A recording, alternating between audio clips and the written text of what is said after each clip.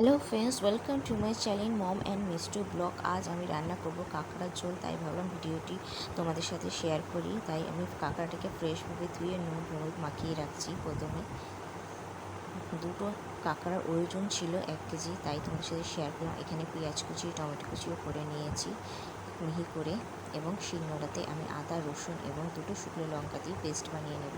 আপনারা যে যেরকম ঝাল খাবেন সেই অনুযায়ী লঙ্কা দেবেন। এবং কড়াইতে আমি তেল দিয়ে কাঁকড়াগুলোকে ভালোভাবে ফ্রাই করে নিচ্ছি, যেন এর থেকে যে একটু গন্ধ বেরোয় সেই স্মেলটি যেন না বেরোয়। দেখুন কাঁকড়াগুলো আমার সমস্ত কাঁকড়া ভাজা হয়ে গেছে। আমি একটি গামলায় তুলে রেখেছি এবং একটি বাটিতে আমি আদা রসুন জিরে ধনে গুঁড়ো দিয়ে একটি পেস্টন তৈরি করে রেখেছি।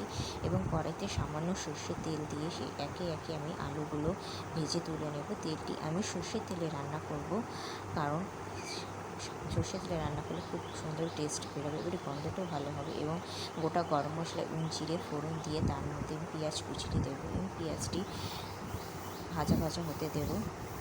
বেশি ভাজবো না, অল্প অল্প ভাজা ভাজা হলে পেঁয়াজটি তার মধ্যে আমি টমেটো কুচিটা দিয়ে দেবো।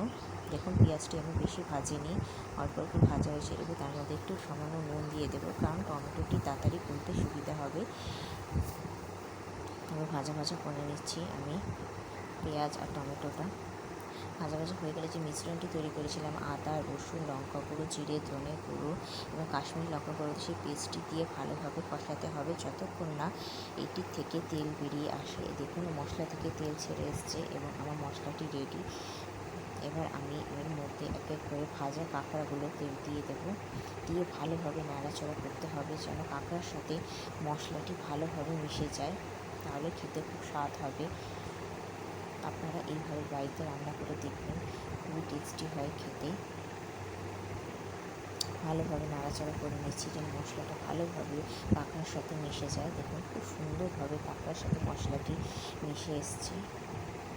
এবার আমি যে ভেজে রেখেছিলাম আলুগুলো, সেই আলুগুলো এর মধ্যে দিয়ে দেবো। আপনারা নাও দিতে পারেন আলু, যদি না খেতে চান। এবার আপনি ভালোভাবে কষানো হয়ে গেছে। এবার আমি গরম জল দেবো, অল্প করে জল দেবো, কারণ আমি বেশি গ্রেভি রাখবো না। আপনারা যে যেরকম গ্রেভি খেতে চান সেরকম অনুযায়ী জল দেবেন।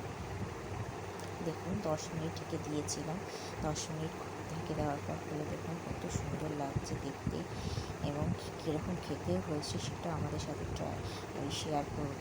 দেখুন আমরা খেতে বসে গেছি। ভিডিওটি কীরকম লাগলো অবশ্যই লাইক এবং সাবস্ক্রাইব করে দেবেন, এবং ভালো লাগলে কমেন্টস করে জানাবেন। খেতে বসে গেছি আমরা, দেখুন কত সুন্দর। ভালো লাগলে অবশ্যই লাইক করে দেবেন।